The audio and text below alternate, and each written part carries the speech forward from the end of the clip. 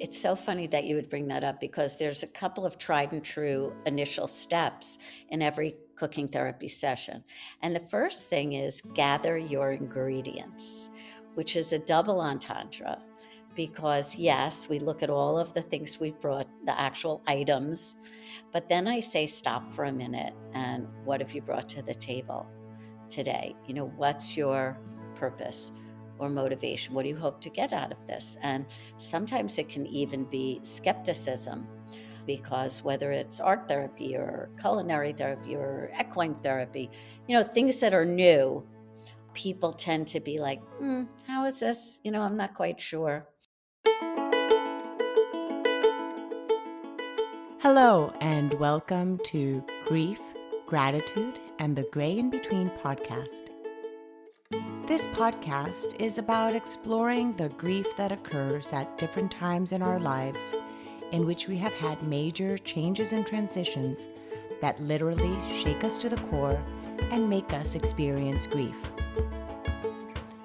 I created this podcast for people to feel a little less hopeless and alone in their own grief process as they hear the stories of others who have had similar journeys. I'm Kendra Rinaldi, your host. Now, let's dive right into today's episode. Hoping our audience gets cozy, ready with maybe a cup of coffee or tea as they listen to this conversation that I'm having today with Debra Borden.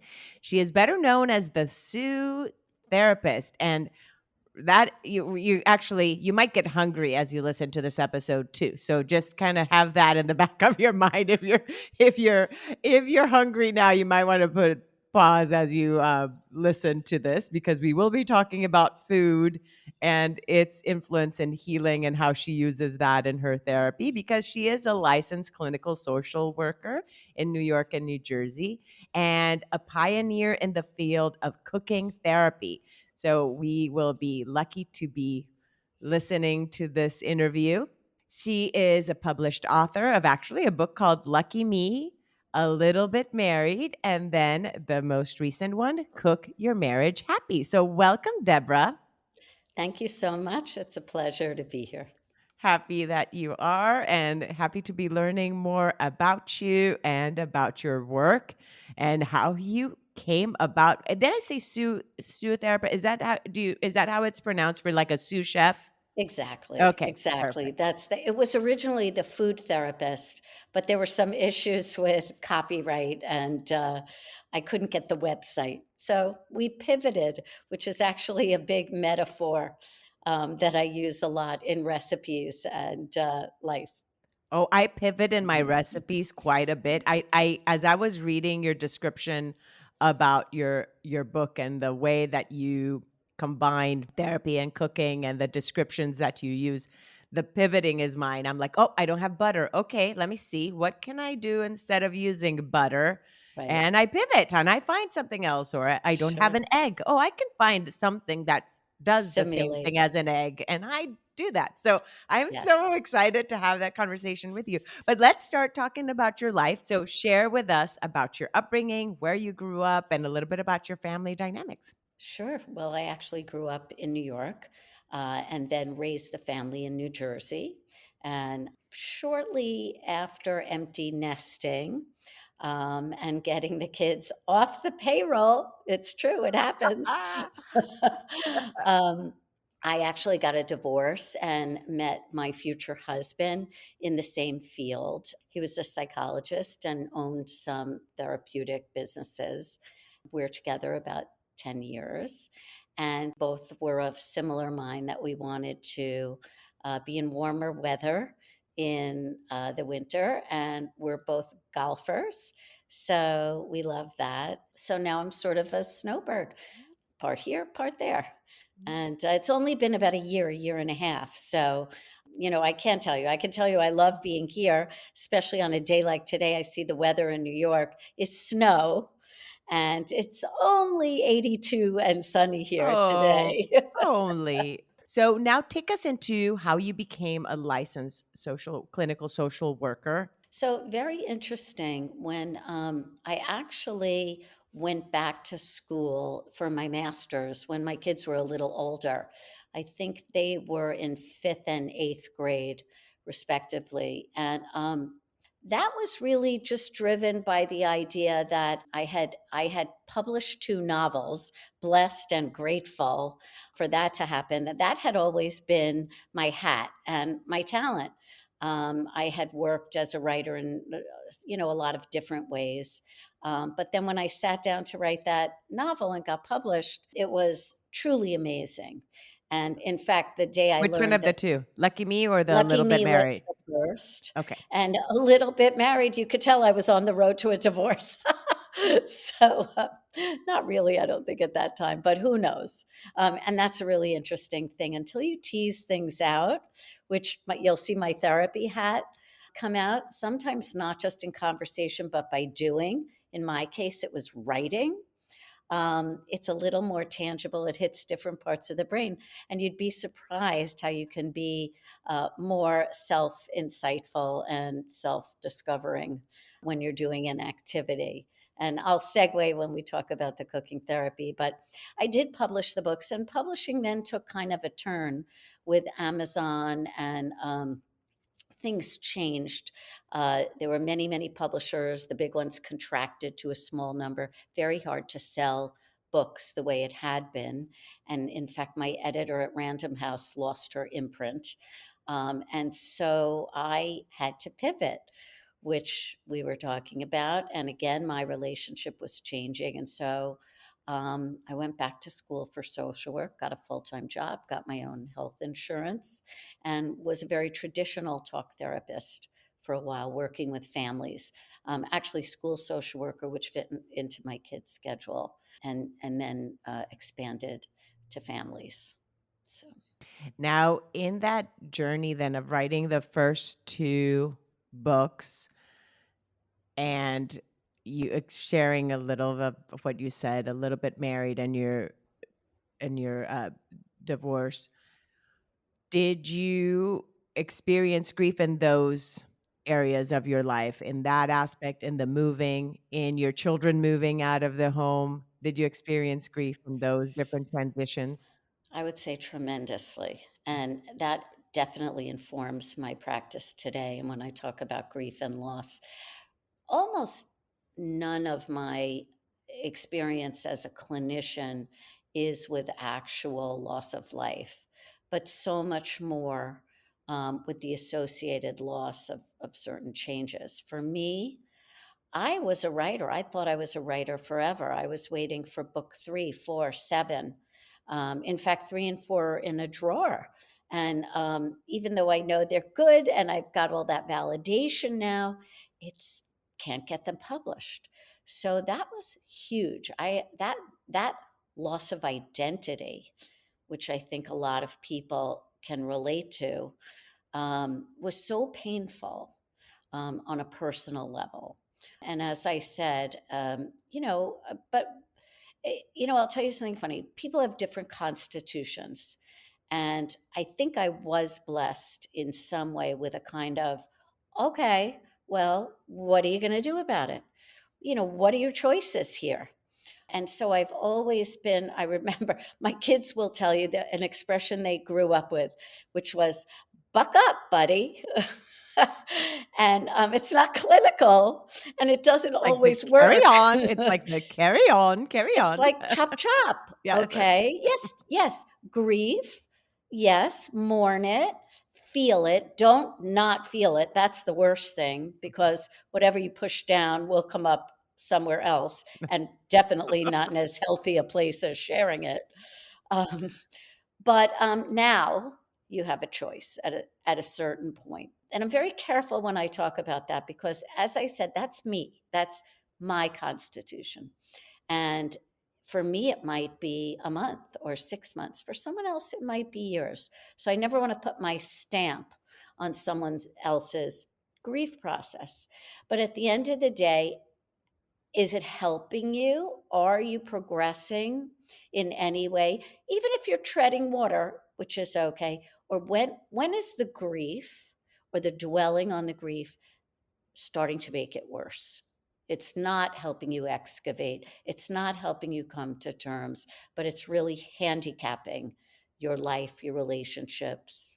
That's a question to ask and for a client to answer. But long-winded answer, but then yes, my relationship was ending, and even though I spearheaded it, it was the same. I never we and my husband now, we call it the D word. Nobody in our family was divorced. We felt incredibly like losers, even though we were both the ones to leave the relationship and knew that was a good move. It wasn't, dancing unicorns and rainbows. There was definitely a grief and loss process. And I would say, even still today, I loved the intactness of an intact family. And even Mhm. though I made the right decision, I'll always miss being the Bordens, the way Mm, we were. So, mm. Yeah, because then that component, like you mentioned, of the loss of identity, even within that, right, of that structure of that family, of the Christmases all together, or the not Christmases, sorry, the no, but the we do it Hanukkahs or any holidays, okay. Chrismukkah, we call it Chrismukkah. Chrismukkah, okay.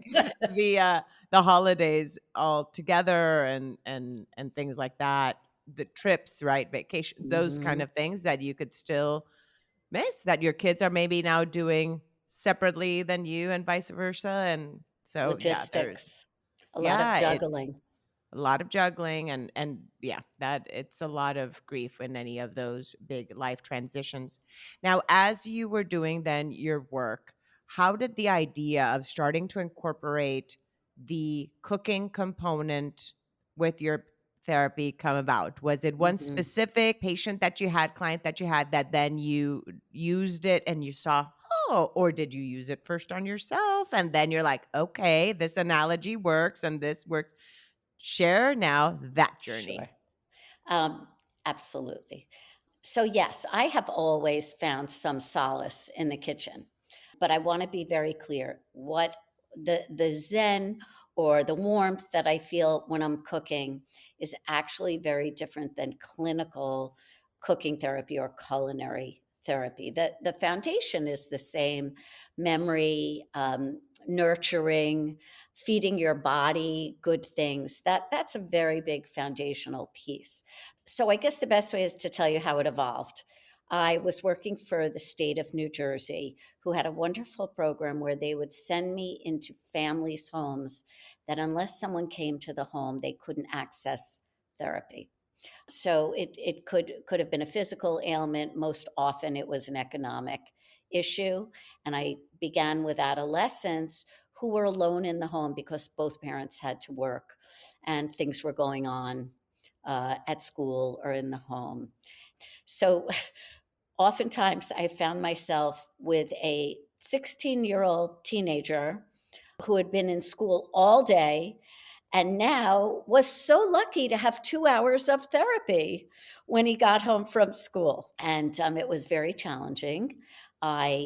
Became a certified play therapist, played a lot of therapy games, created a bunch of games, feelings Jenga I could do by heart. But what I noticed was the kids were always hungry. And I had remembered from a group I ran in high school as a school social worker that if you brought food, they would talk to you. Also, the diets, due to probably more economic than lack of education, but I called it, the kitchen was Doritos, Wonder White bread, and Frosted Flakes. So that's not going to help This is not an anybody's. advertising. This podcast is not sponsored by these. and and I don't mean to put them down in I'm joking, moderation, I'm joking. but a sugar diet and I hear you. Yeah, that also affects so your mood too. I tell my kids all the time. absolutely I was like, when I would ban them from red number 4 or whatever, 5, whatever the die. number all the food colorings. I'm like, no, you guys can't have food colorings from Monday through Thursdays because then it will not allow you to focus in your schoolwork. That was Right. No, so I it's understand. so Yeah. true, and it's been proven, scientifically. So, but I thought, well, maybe we'll cook together because they were always better when we weren't making one-on-one eye contact. When we were working side by side. And A lot of what came, they taught me.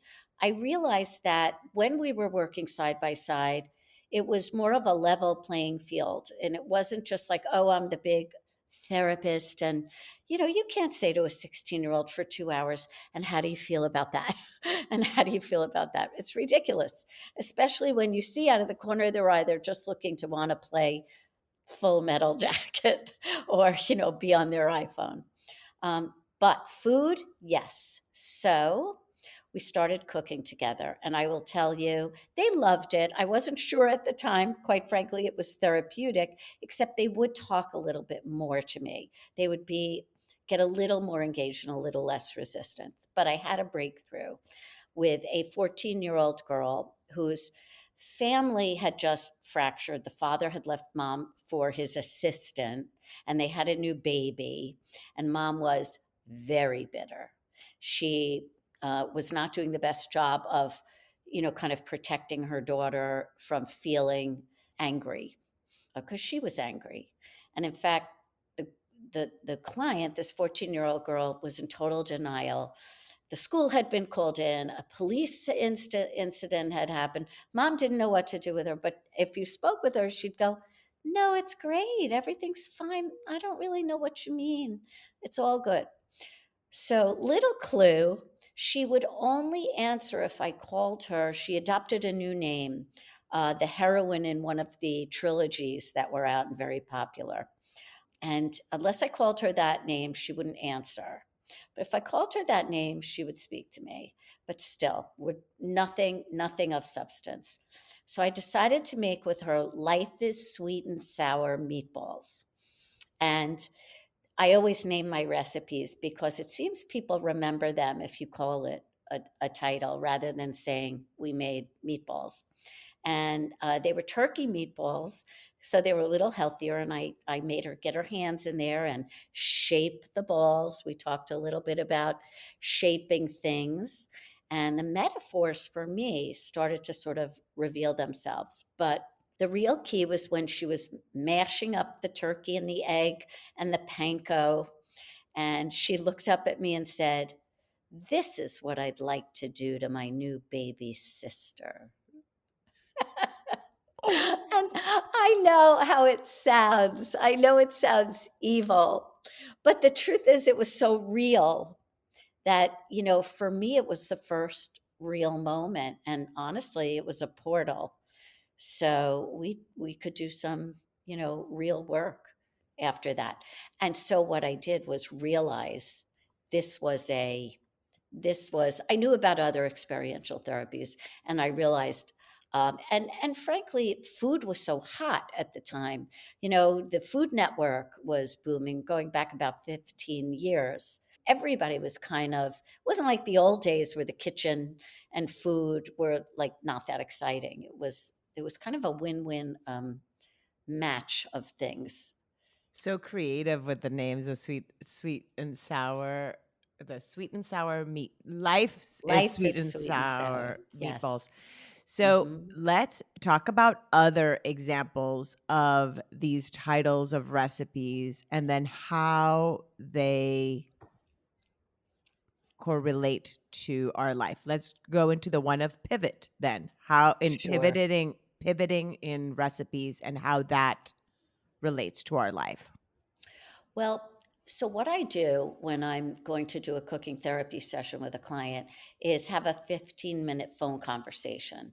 And so in that, I can not only customize a recipe for any dietary concerns, and if we're doing it virtually, it works just as well. I just have them buy all the ingredients. But it can kind of be one of two ways. Let's say they say to me, could we do a dessert? I'm not really great at baking. I'd love you to help me through that. I could do that. And based on the issue, let's say it's a life transition where they do have to pivot. So I will be thinking of desserts where maybe, how sometimes you have to separate ingredients, put them in alternately. Like Um, liquids and solids sometimes or yeah. Sometimes, or Mhm. I have a cinnamon chocolate banana bread recipe where you split the Oh, please don't batter make I'm and telling what's you, you're gonna make I me know it's hungry. killer. If oh, yay. And, so you have the batter, and then one thing goes in one side and one thing goes in the other, and it's kind of a good metaphor for you're more than just one thing. You're more than just that marriage. You're more than just the one job you have now. You're more than just the parenting you've done to this point. You can change, you can pivot. So that's what I would do, or I could start with, you know what? I could say, I have a great recipe that really addresses a life change or a loss. Would you be open to making a banana bread, let's say? But of course, there's so many recipes, and I'm better in the moment. The book I wrote, Cook Your Marriage Happy, talked about four specific reasons, the four most reasons that marriages fall apart. And then what I did was customize about four recipes for each issue. I think one was financial reasons. One was I don't touch adultery. I leave that for a licensed marriage and family therapist. That's a big one, though. And another one is growing apart. And so I'm not sure. But getting back to pivoting, which really, I mean, don't we all have to do that in some way every day, let alone for the big issues that come our way? So there are a lot of recipes. And you brought up some substitutions, whether it's applesauce or yogurt, those are always big, I think. And eggs, by the way, are a wonderful metaphor for a new sort of birth or Mm. a new way of looking at your life. Every time I use an egg in a recipe, when we crack it open, I just think, there's a yolk. That's something that could be a life. And take a moment to just think about what else. What else can you birth? What else can grow? So, Wow. And the component of an egg too, of what happens even with that egg if it still stays in shell and you heat it like hard boiled, like the different textures that could I'm sure so many metaphors can come up from that as well, that all this heat is happening and this egg is going through so much when you're boiling an egg, yet it it's something edible that you get to have and enjoy. It's so funny that you would bring that up because there's a couple of tried and true initial steps in every cooking therapy session.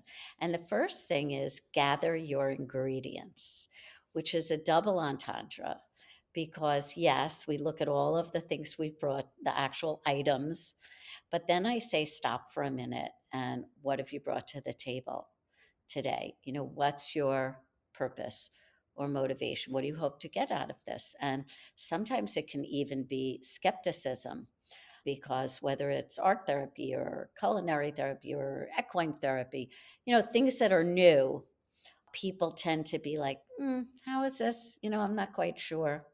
The second thing is washing our hands, which is very concrete and just sets us up for like a new, fresh beginning.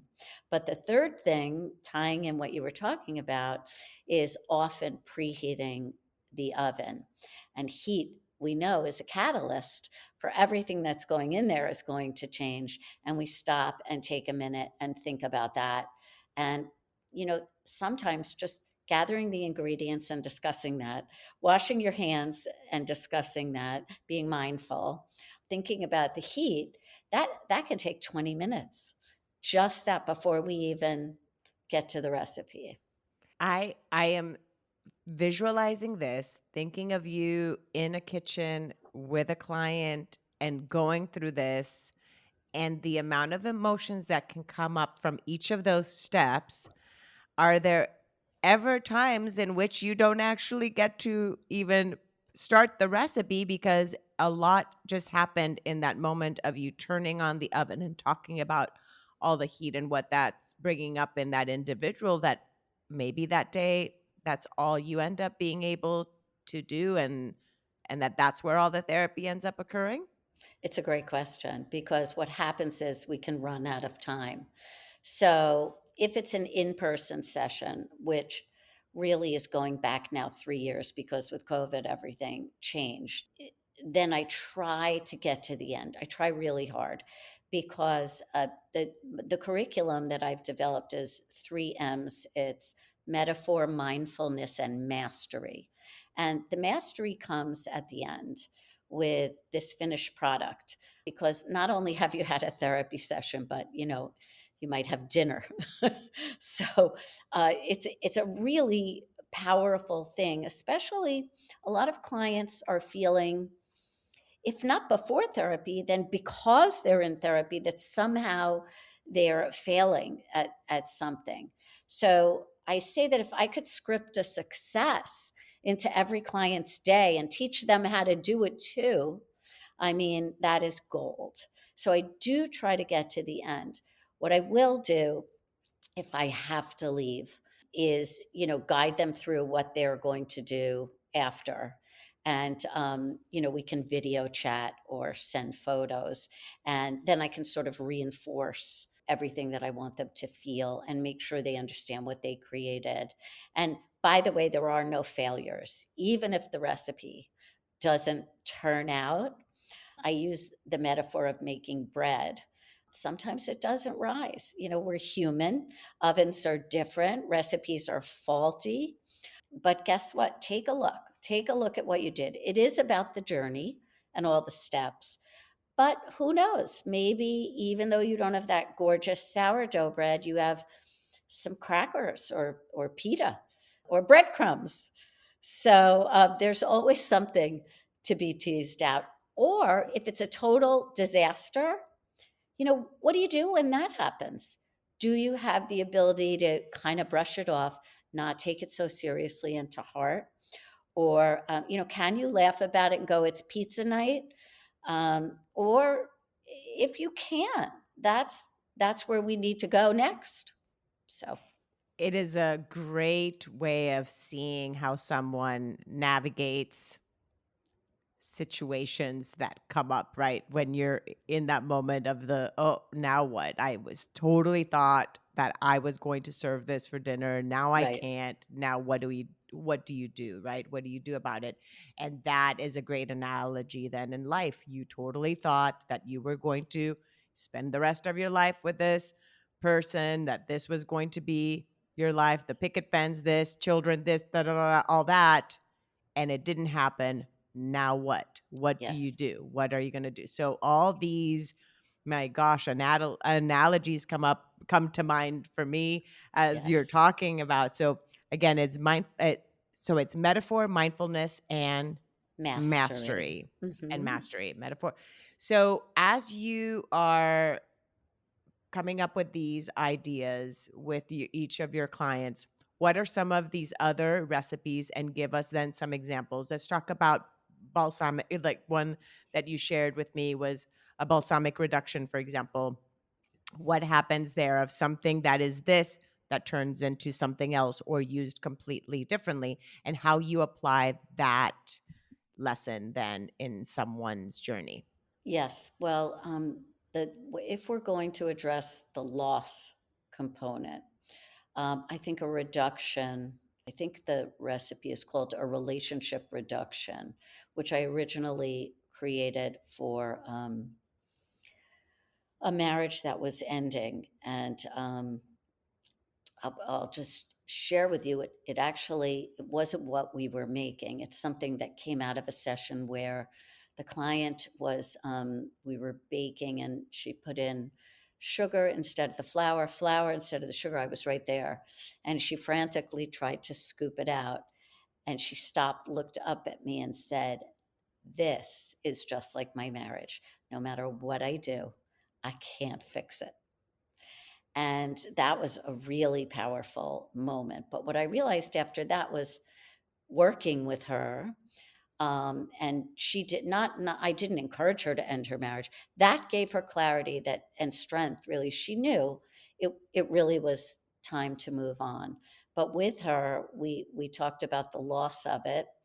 And I thought a reduction was a great idea because here you have this sort of, you could have a cup of liquid, which sort of like that's your cup is full, everything you thought, your little picket fence and your, two kids and a dog. And then it boils, it burns a little, it goes away a little. There are some fumes that can make you cry when you're burning off vinegar or alcohol. Then suddenly you're left with this residue, right? And it doesn't look anything like what you had. The time between coming to the fact that that small thing that you're left with can inform another dish. And I mean that inform another relationship, inform your next relationship, and even make it better because we know all of the things you learned have kind of reduced and solidified and are stronger and more potent. And it's sad that some of the ingredients are gone. And maybe you wouldn't choose that, but it happened, and it happened for a reason. And now you can use it, that reduction for a pasta or a quinoa or a new spouse. Does that make sense? Oh, yes, yes, Okay. so much so. Thank you. No, they're just I love analogies in general. I think they just help or metaphors. I just think they help visualize something that is so hard to explain sometimes. And so when Hmm. we grab things from our day to day and then put those into words, and with children, right? That's how your work started, was with teens. So it just materialized into now you serving many other people, serving literally too, right? So in The this journey, families loved yeah, it when they'd wanna do it. They'd see me yeah, working with the kids, and it was because let's face it, sometimes therapy can be not boring, but depending on the therapist, it can be, a little one note. Believe me, I am a therapist, I'm pro therapy, and I should say that I think experiential therapies are an enhancement for talk therapy, never a substitute. mhm. But sometimes you can jumpstart it by doing something tangible or concrete and then using that in a regular talk therapy session. So, Right, perfectly said. Now, take us into how you now practice, and then do you train now people in your method of being a Sue therapist? so people seem fascinated by it. The buzz is just getting crazy. So I've had to go on TikTok of all things. No, I mean really, I do get a lot of inquiries. I've trained colleagues. I've even trained colleagues in France and Spain, which by the way, Europeans just seem to be even more open. So yes, but even some American Food Network stars recently, I was able to work with Katie Lee Beagle of the Food Network and David Burke, the chef, he's pretty well known. Just because David Burke said to me, he feels so bad that even chefs who got into this for the love of cooking have gotten so caught up in the business that they need cooking therapy to get back to the joy and all of it. But there's been like kind of a metamorphosis for me. And again, it was COVID driven. So I'm doing much more working with groups who kind of like the infotainment, Wait, part of it. is that And a new word I've never heard? it's not I've new, and I never didn't coin it. I think it's out there. So if you have like a hospital and every quarter you have a breakfast for all your doctors, it can be very boring, like you've been to those, everybody's been to those, organizational events, and sometimes it's interesting. But if you have a demo or you have something tangible and there's even a shred of credibility, hey, she's a social worker, hey, she does this from Mount Sinai in New York City, or she's been on TV, or she's, covered in Bon Appetit. You know, so what's happened is it's evolved into having the cred, but also it's a fun thing, like, and it's funny. Sometimes it's hysterical. Especially like, some people say, my I learn at every single presentation, because someone will say like, well, you're peeling a cucumber, and you'll say, well, think of something bitter you'd like to peel away, and someone will go, well, I need an eggplant for that, or that just comes out and it's fun. um, so I guess more I'm doing groups, organizations, more event type things, and articles, writing articles about it as well. And, wonderful, great new venues like this, podcasts where, people listen, and it's a little entertaining as well as clinical. Now, is So, there a cookbook in any of your drawers that you said that have not been published or anything like that coming up? so Cook Your Marriage Happy is the first in the Cook Yourself Happy series. Cook Yourself Happy is Okay. my website, cookyourselfhappy.com. And I probably should have named it Cook Yourself Happy Volume 1. And then, but as people do, you sort of explore out there what brings people into therapy the most. And I wanted to reach the most people, and they said it was relationships. So I may have to go back and rename, but there are so many in the future. And again, talking with you on your podcast, it could be, cook your empty nest happy, Mhm. cook your first marriage happy, cook your sex Mhm. life happy, cook your Your my relationship new with your children job too, your happy. Oh, the kids. the Definite, kids, even those yeah. definitely the kids. By the way, kids love this Mhm. because they don't want to go to therapy. Generally, some do. And remember, this is a therapy you can schedule at your time once you learn how to do it. Oh, that's what you had asked me. So Mhm. not only do I this is the therapy you can do at home. Do try Mm. this at home. Once you know how to do it. In fact, I got an email from someone who said something like, Deborah, thanks a lot. I can't even make a sandwich without thinking about all the layers in my life. So, you get a little crazy with the metaphors, but you could do it with a bowl of cereal. I've done cooking therapy with a baked potato, literally. And once you Mm. teach it, you can do it with your family. You can schedule it at your own time. It's free. Can you imagine that? And you don't have Mm. to travel and fit it in if you're a busy parent, juggling kids, with your carpools and all.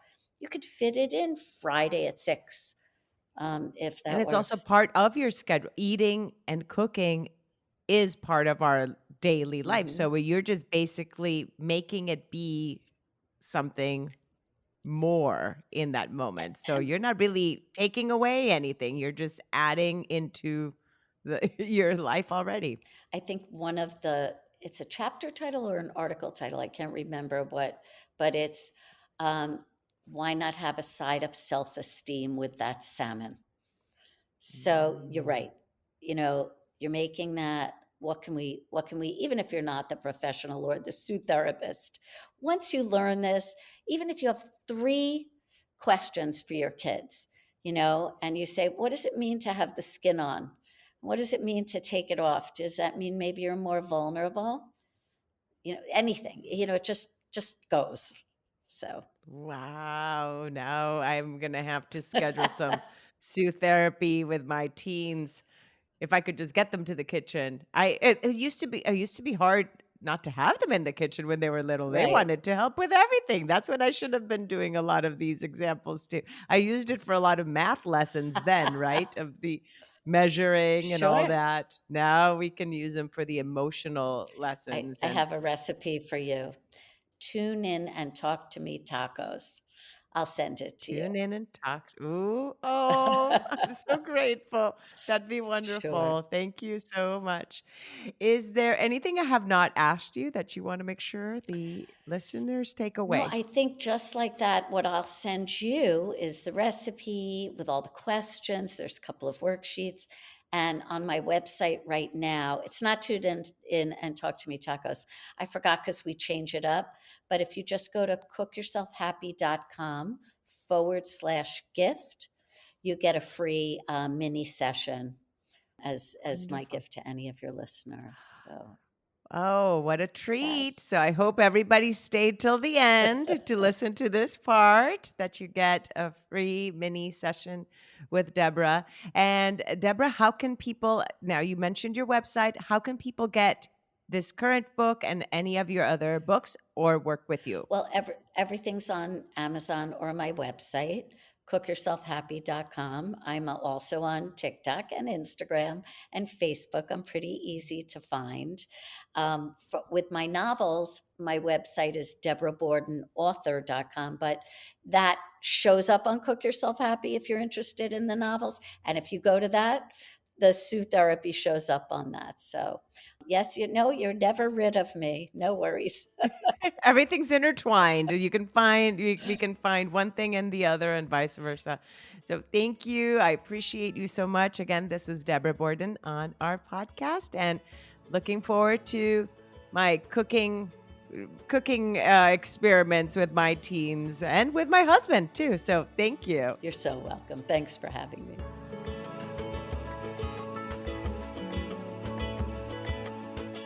Thank you again so much for choosing to listen today.